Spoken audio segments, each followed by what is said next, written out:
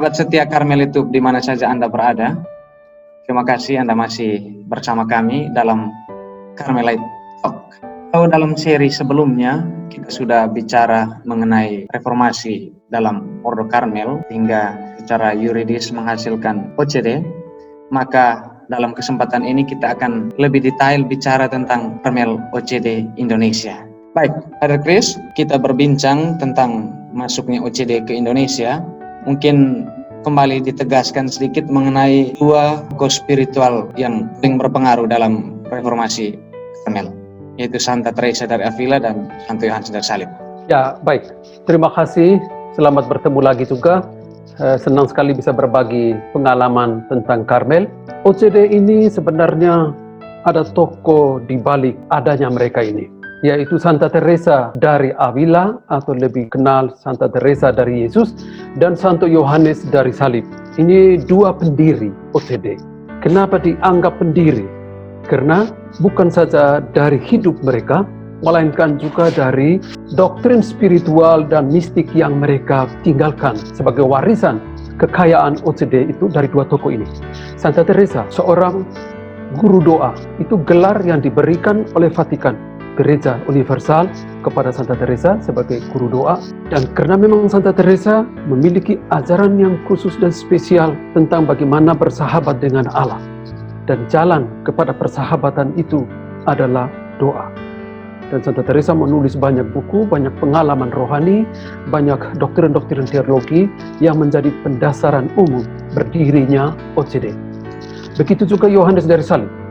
Dia tidak saja hidup tetapi juga doktrin-doktrin spiritualnya.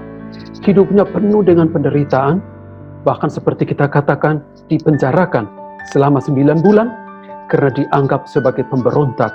Tetapi di balik itu dia menghasilkan ajaran-ajaran rohani yang sampai sekarang justru menjadi warisan spiritual bagi Gereja Universal. Dan yang lebih spesial dari orang ini adalah dia mengulas pengalaman-pengalaman spiritualnya justru di dalam lewat puisi, prosa, dan glosa. Dan tidak ada teolog, tidak ada tokoh gereja yang menulis pengalaman rohani di dalam puisi, prosa, dan glosa. Ini keistimewaan mereka. Maka kedua orang inilah dianggap menjadi orang tua OCD, pendiri Karmel tak berkasu. Berarti kita betulnya punya alasan yang cukup kalau gitu, Pater, ya, untuk menyebut bahwa memang pendiri OCD itu adalah Santa Teresa dari Avila dan Santo Yohanes dari Salib. Iya, alasannya secara historis dari hidup mereka dan ajaran. Dan selain dari itu, pembaharuan Santa Teresa itu berhasil. Kenapa berhasil? Karena dari keluarga rahim OCD ini muncul banyak orang kudus. Santa Teresa kanak-kanak Yesus, Edith Stein, Elizabeth Tritunggal, Santa Teresa dari Los Andes, Rafael Kalinowski, dan beberapa lagi orang kudus lainnya yang masuk di dalam keluarga Karmel OCD. Termasuk yang terakhir Yohanes Paulus II, memang tidak secara langsung, tetapi pengaruh San Juan de la Cruz, Santo Yohanes dari Salib kepada beliau sungguh luar biasa. Baik, Pater, terima kasih untuk gambaran yang kira ini sebetulnya mempertegas apa yang sudah mulai kita bicarakan di sesi sebelumnya. Mungkin saya mau ajak Pater untuk kita lebih spesifik bicara tentang dimulainya misi OCD di Indonesia. Ya, baik. Sebenarnya berdirinya OCD di Indonesia ini tidak terlepas dari peran para suster Karmel OCD. Karena yang meminta untuk masuk Indonesia adalah para suster Karmel OCD Manado, Kakaskasen Manado. Mereka itu yang bersurat ke Pater General. Pater General waktu itu adalah Felipe Sainz de Baranda, OCD. Waktu itu kebetulan General sedang giatnya untuk mengembangkan sayap OCD ke wilayah Asia dan Afrika. Maka mereka dengan berdasarkan surat itu, mereka meminta Provinsi Manjumel, India, untuk masuk ke Indonesia. Itu terakhir. Tetapi sebelumnya, OCD itu sebenarnya sudah masuk ke Indonesia. Tahun 1638 sebenarnya Beato Dionysius dan Redemptus sudah masuk ke Indonesia melalui Aceh. Tetapi mereka ditahan di Kesultanan Aceh dan menjadi martir di sana. Dan mereka adalah martir pertama Indonesia. Darah mereka untuk gereja Indonesia. Jadi Beato Dionysius dan Beato Redemptus itu adalah imam dan bruder OCD. Iya, mereka itu Bruder dan Imam Dionysius itu ahli kelautan. Sehingga dia diminta oleh pemerintahan Portugis waktu itu untuk mendampingi para pedagang waktu itu untuk masuk ke Indonesia. Jadi itu kan teknik evangelisasi zaman dulu kan sertai dalam misi perdagangan. Sehingga di dalam misi perdagangan ada orang-orang religius yang nanti akan mengembangkan juga misi keagamaan. Karena selalu kerjasama antara raja dan gereja ketika mengutus misionaris. Abad-abad itu ya, abad-abad pertengahan.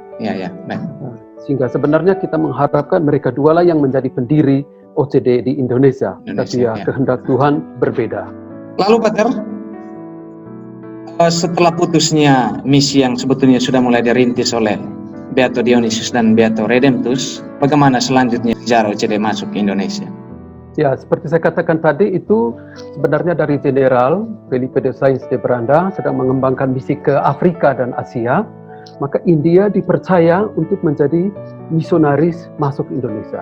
Dan waktu itu, tepatnya 18 Agustus tahun 1982, Pater John Brito dan Thomas Kalor tiba di Jakarta. Dengan pertimbangan waktu itu mereka akan bertemu dengan Bapak Uskup Manado. Karena berdasarkan surat adalah Bapak Uskup Manado. Tetapi ketika tiba di Jakarta, di KBI waktu itu bertemulah beliau berdua ini dengan Uskup Agung ND, Monsignor Donatus Jagum. Ya. Ketika bertemu lalu Monsignor katakan, kamu ikut saya ke Flores. Saya ada tempat buat kamu, karena di sana juga ada suster-suster yang perlu pendampingan dari kamu. Maka ikutlah mereka dua ke Flores. Lalu mereka ditempatkan di Seminari Tinggi Santo Petrus Rita Piret untuk belajar bahasa Indonesia selama 1 tahun. Karena mereka ingin sekali untuk mengenal Bejawa, maka tahun 82-83 itu mereka sudah mulai ke Bejawa, ke Flores ya, lalu ke Seminari Mataloko untuk mengenal situasi. Dan mereka ke Bejawa, tahun 84 mereka diserahkan paroki Santo Yosef Bejawa.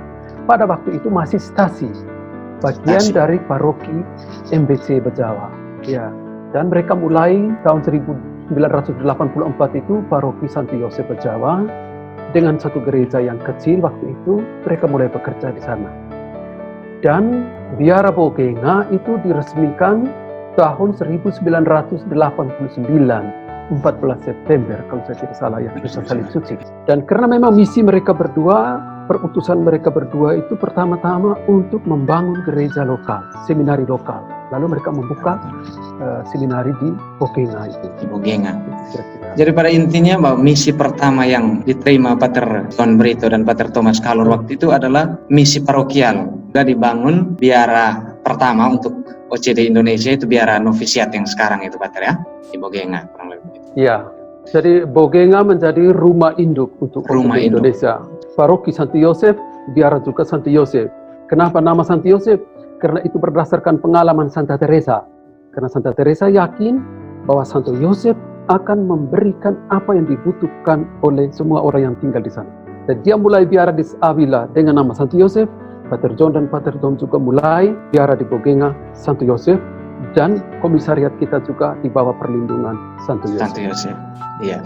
Lalu tentu saja setelah para pastor OCD di Bajawa sudah mulai berkembang, kemudian juga mulai tabisnya Imam Pribumi pertama itu tahun 99 termasuk Pater salah satu ikatan perdana untuk OCD Indonesia. Kemudian ada komunitas baru lagi kah yang dibangun dan itu mulai tahun berapa? Ya, memang tidak seperti yang dibayangkan ya. Banyak sekali kesulitan, khususnya kesulitan tenaga dan kesulitan dana.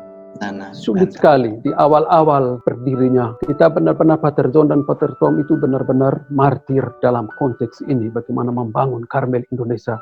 Mereka benar-benar memberikan jiwa dan raga karena keterbatasan dana dan keterbatasan tenaga. Karena tidak banyak misionaris yang datang, kesulitan surat untuk izin masuk ke Indonesia. Tetapi meski demikian, meskipun banyak kesulitan, tetap berjalan dengan baik. Meskipun formasi kami yang angkatan pertama juga tersendat-sendat, tetapi berkat Tuhan dan bantuan Santo Yosef bisa berjalan dengan baik. Sehingga tahun 93, waktu itu sebenarnya kita sudah punya rumah di Ledolero, bekerja sama dengan SV. Lima Umere, bekerja sama, ya, bekerja sama dengan SVD. Memang imam-imam SVD, Flores, tambah dengan Romo-Romo itu sangat membantu sekali berkembangnya OCD di Flores. Sangat membantu. Termasuk bagaimana mendirikan rumah di Ledelero itu untuk para frater bisa kuliah di sana juga adalah uluran tangan dari teman-teman dari Serikat Sabda Allah itu luar biasa. Excellent mereka membantu kita. Tapi karena terjadi gempa, akhirnya kita pindah ke kuliah filsafatnya di Kupang. Di Kupang. Pada tahun 1993 kita mulai rumah di Kupang. Itu pun kita kontrak di salah satu aula di Paroki Santi Yosef Naikoten. Satu aula dengan satu pastor, dengan kami waktu itu 19 frater waktu itu. Ya, jadi benar-benar 2 tahun di Kupang itu juga banyak sekali kesulitan. Tetapi justru dalam kesulitan seperti itu, begitu banyak awam, begitu banyak teman-teman religius yang bantu. Tokoh-tokoh awam di Kupang luar biasa dalam membantu kita. Umat Paroki Santo Yosef Naikoten luar biasa dalam mendampingi perkembangan OCD di Indonesia. Memang kita pantas berterima kasih kepada umat Kota Kupang. Begitu. Rupanya jadi dari Kupang, bukan sebuah kebetulan ya Pater. Paroki pertama juga nama biara pertama di Bajawa berpelindung kan Santi Yosef. Lalu kita hijrah ke Kupang juga diterima di Paroki Santi Yosef Naikoten. Santi Yosef. Lalu sekarang pun biara untuk komunitas filosofan kita di Kupang juga kita masuk dalam wilayah Santi Yosef kerja Penfui Kupang. Ya itu baik Pater ya. Itu memang orang katakan kebetulan, tapi semua kebetulan itu adalah karya Tuhan ya. Benar, begitu. Jadi mulai di Kupang kita kuliah, tinggal di Naikoten, kuliah di Penfui dengan jarak yang cukup jauh waktu itu. Kita menggunakan bus pulang pergi, dan lalu pelan-pelan kita mulai mencari tanah dan membangun rumah di Penfui sampai sekarang. Itu untuk komunitas filosofan. Artinya untuk tahap formasi sendiri waktu awal-awal mungkin belum ada pemisahan komunitas ya. Tahap pertama aspiran postulan novis masih menggunakan rumah yang sama di Bajawa, Bogenga itu. Kemudian mulai dibangun komunitas untuk aspiran, untuk formasi aspiran itu khusus itu. Ya, itu ceritanya ketika kita di Kupang selesai filsafat masuk teologi, kami angkatan pertama dan kedua menyelesaikan teologi bersama teman-teman frater Projo Keuskupan Agung Kupang dan Keuskupan Atambua, Keuskupan Baitabula di Kupang. Di Kupang ya. Tapi ya waktu itu pertimbangan supaya lebih luas lagi jangkauan kehadiran kita, sebenarnya pertimbangan utamanya, maka teologi dipindahkan ke Jogja tahun 2000. Lalu begitu juga di Bajawa, rumah novisiat dipisahkan dengan rumah persiapan aspiran dan postulan. Pindahkan ke Maronggela, meskipun masih dalam wilayah kabupaten yang sama, tetapi dipisahkan. Untuk juga dengan maksud itu memperluas jangkauan kehadiran kita. Karena Santa Teresa bilang, ketika kita membangun, kita akan membawa juga sakramen Maha Kudus. Maka di tempat itu pasti orang akan menyembah Kristus. Itu tujuan utama, meskipun dengan maksud untuk formasi, tetapi secara spiritual kehadiran kita juga mendatangkan Kristus ke tempat itu. Lalu itu khususnya kita awal-awal itu konsentrasi di rumah formasi. Ya, jenjang-jenjang formasi itu benar-benar kita perhatikan supaya menghasilkan imam-imam yang betul-betul Karmelit, betul-betul OCD, sehingga kita ada pemisahan-pemisahan seperti itu. Dan yang berkembang sampai sekarang, bagaimana komunitas-komunitas pastoral mulai berkembang. Kita mulai diminta untuk kerja di paroki di Sumba, itu tahun 2005. Lalu di Manado juga kita diberi satu paroki dan punya relasi baik dengan teman-teman Romo. Lalu kita pindah ke Bali, Denpasar Bali juga bagus, membantu Bapak Uskup di sana. Lalu yang terakhir adalah ke wilayah Aceh. Wilayah Aceh itu dari tahun 2008, 2009 itu Bapak Uskup sudah kontak dengan OCD Indonesia untuk membuka di sana. Itu sudah ada, kita sudah saling surat menyurat, tetapi karena waktu itu belum diizinkan oleh Pater General, selain kita tidak ada tenaga, belum ada tenaga, dan kita formasi belum kuat, imam-imam masih muda, sehingga ditahan. Akhirnya pada tahun 2018 terasa kita sudah siap, Bapak Uskup mengizinkan kita masuk ke sana. Dan itu undangan dari Bapak Uskup. Karena alasan apa Bapak Uskup mengundang kita? Bapak Uskup katakan Dionysius dan Redemptus itu adalah pelindung keuskupan Medan. Dan mereka dua adalah OCD. Iya. mereka dua adalah OCD dan kamu harus masuk ke Medan. Berarti luar biasa ya Pak Tere. Ya, selain paroki di Banda Aceh itu menjadi tempat misi yang paling baru untuk kita OCD Indonesia, tapi juga memang tempat itu memiliki sejarah yang paling khusus dengan OCD. Apakah tempat yang sekarang jadi paroki yang OCD Tangan itu masuk wilayah dulu tempat kemartiran Beato Dionysius dan Redemptus? Iya, masuk dalam wilayah itu. Mereka kan dibuang di satu pulau kecil, dan itu wilayah paroki di mana sekarang kita berkarya, dan kita percaya pasti Beato Dionysius dan Redemptus itu akan membantu. Kemartiran mereka itu akan menumbuhkan banyak iman Kristiani di bumi Serambi Mekah ya, Banda Aceh. Ya. Baik, mungkin saya mau mereview supaya ada informasi yang lebih terarah mengenai komunitas-komunitas OCD Putra Indonesia itu ada di mana saja. Mungkin kita mulai dari komunitas formasinya, mulai dari jenjang aspiran sampai teologi, lalu komunitas pastoral kita ada di mana-mana saja. Jadi biasanya jenjang-jenjang formasi kita itu cukup unik ya, karena tidak sama seperti kongregasi lain itu mereka menggabungkan. Kita tuh hampir setiap tahap itu berpisah. Aspiran itu kita mulai di Marunggela itu di Flores, lalu Manado. Masuknya dari tahun 2002, tetapi rumah formasi sebagai postulan itu baru dimulai. Setelah postulan mereka ke novisiat di Bajawa, Flores. Lalu biara OCD yang pertama dibangun itu ya? Iya. Nanti setelah itu baru mereka menerima jubah resmi sebagai seorang OCD tak berkasut.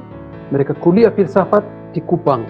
Setelah di Kupang, mereka praktek pastoral selama 1 tahun di paroki atau di pusat-pusat spiritual rumah retret kita, dan mereka kuliah teologinya di Kentungan, Yogyakarta. Itu rumah-rumah formasi. Ada 5. Lalu ada rumah-rumah pastoral, komunitas pastoral. Itu di paroki di Bajawa ada 1 paroki, di Bali ada 2 paroki, lalu di Sumba 1 paroki, di Aceh 1 paroki, dan di Manado 1 paroki. Tetapi di sisi lain kita sesuai dengan spiritualitas kita juga ada rumah retret di Bajawa, rumah retret di Kupang, juga sedang diupayakan untuk menjadi spiritual center. Itu sedang diusahakan dan sudah berjalan perlahan-lahan, semoga bisa berkembang dengan baik. Kenapa kita OCD ini punya spiritualitas yang mau kita berikan kepada gereja Indonesia, kepada umat Indonesia, adalah spiritualitas doa. Karmel itu adalah doa. Doa dalam arti tegas ya, dalam arti bagaimana kita bersahabat dengan Allah, bagaimana kita membantu umat untuk mengenal kekayaan rohani yang ada di dalam gereja dan menjadi lebih baik di dalam beriman. Itu kira-kira. Baik, terima kasih Pak. Ada beberapa informasi sebetulnya mengenai OCD Indonesia ada di beberapa tempat. Artinya bahwa ternyata juga kekasan misi pastoral kita selain juga menerima pelayanan paroki, tapi juga kita melayani rumah retret, bahkan sedang diusahakan untuk lebih serius menangani juga pusat spiritualitas. Demikian ya Pak Ter untuk... Ya, masih ada lagi, kita juga mulai dengan percetakan, ya, ada publikasi-publikasi meskipun kecil-kecil, tapi kita sudah mulai, ini benih-benih yang pasti akan berkembang. Penerbit San Juan, dan juga ada Carmelo itu 2 bulanan, majalah 2 bulanan, dan juga penerbitan renungan-renungan harian prakasai oleh komunitas Jogja. Itu hal-hal sederhana, tetapi itu gerakan Roh Kudus supaya semakin banyak umat yang mengenal iman mereka dengan baik. Bagaimana dengan jumlah anggota? Selain Imam OCD Indonesia yang sudah ditabiskan, lalu konfraternya? Ya, kita OCD sekarang imam itu ada 44, dengan diakon 4 orang, frater bergaul 71, perkembangan sungguh luar biasa dengan usia sekitar 40-an tahun kita sekarang kehadiran di Indonesia. Artinya rata-rata 1 tahun itu 1 orang ditabiskan, ya, tidak terlalu banyak, tetapi ya lumayan. Artinya ada kontinuitas tenaga-tenaga baru. Kemudian apa yang bisa dikatakan mengenai kehadiran OCD di Indonesia? Macam satu harapan gitu. Harapan bahwa OCD itu sangat kaya spiritualitasnya. Dan sudah terbukti dalam sejarah begitu banyak orang kudus yang punya dasar-dasar teologi spiritual dan mistik, dan yang sudah diakui oleh gereja secara universal. OCD itu satu-satunya ordo di dunia yang punya 3 pujangga gereja. Santa Teresa dari Avila, Yohanes dari Salib, dan Teresa dari kanak-kanak Yesus, pujangga gereja. Kenapa disebut pujangga? Mereka itu punya doktrin spiritualnya sendiri. Dan kekayaan inilah yang ingin kita kembangkan dan kita bagikan kepada sebanyak mungkin orang di Indonesia untuk mengenal. Sehingga dengan mengenal iman mereka, dengan mengenal iman kita, kita akan semakin berbangga menjadi orang Katolik yang baik. Kita berbangga dan mengenal iman kita. Seperti ungkapan Santo Hieronymus, siapa tidak mengenal kitab suci, tidak mengenal Kristus. Mungkin juga kiranya melalui pengenalan banyak umat Kristen di Indonesia terhadap Karmel OCD, juga kiranya kekayaan spiritual yang dimiliki OCD juga mengalir dan membawa manfaat yang banyak bagi semakin banyak umat Kristen. Baik, Pater, terima kasih untuk sesi ini atas terima kasih informasi-informasi. Terima kasih juga untuk semua, semoga semakin berkembang. Sahabat setia Karmel itu, demikian obrolan kita dalam sesi kali ini. Terima kasih Anda masih mengikuti kami. Sampai jumpa kesempatan